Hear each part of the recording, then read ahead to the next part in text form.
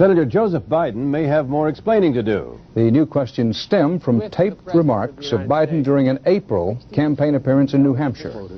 I went to law school on a full academic scholarship, the only one in my class to have a full academic scholarship. Went back to law school and, in fact, ended up in the top half of my class. I was the outstanding student in the political science department at the end of my year. I graduated with 3 degrees from undergraduate school and 165 credits, only needed 123 credits. Biden now concedes he did not graduate in the top half of his law school class, that he does not have 3 degrees from college, and that he was not named outstanding political science student in college. Newsweek says Biden actually went to school on a half scholarship, ended up near the bottom of his class, and won only 1 degree, not 3.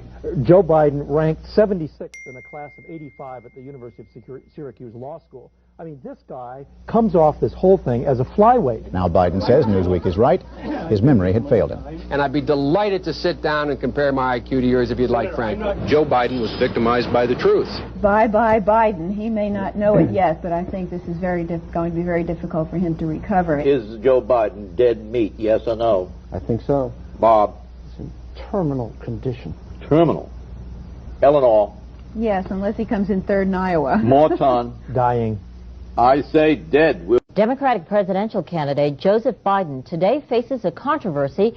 3 weeks ago at a debate at the Iowa State Fair, he used phrases identical to those delivered by British Labour Party leader Neil Kinnock. Biden seemed to be claiming Kinnock's vision and life as his own. Why is it that my wife is sitting out there in the audience, is the first in her family to ever go to college? Why is Gladys the first woman in her family in 1,000 generations to be able to get to university? My ancestors who worked in the coal mines in northeast Pennsylvania don't come up after 12 hours and play football. 8 hours underground and then come up and play football. It's because they didn't have a platform upon which to stand. There was no platform upon which they could stand. The notion that every thought or notion or idea you'd have to go back and find and attribute to someone, I think is, quite frankly, ludicrous. The problem here is that Senator Biden told his audience he'd just been thinking about these things, and he failed to give any credit at all to his famous British speechwriter. You know, I was thinking on the way over here.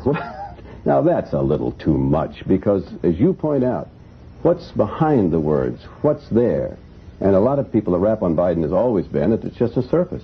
I should have said, to paraphrase Neil Kinnock, it's the only time I didn't, and all the times I've ever used it. But CBS News found a tape of a second instance. It reappeared in the New York Times with a new charge, that Biden had appropriated a famous litany from the late Robert Kennedy about what the gross national product cannot measure. It cannot measure the health of our children. The health of our children. The quality of our education. The quality of their education. The joy of their play. Or the joy of their play. Biden gave Kennedy no credit. He has also quoted or paraphrased John Kennedy, Hubert Humphrey, and British Labour Party leader Neil Kinnock, all without credit.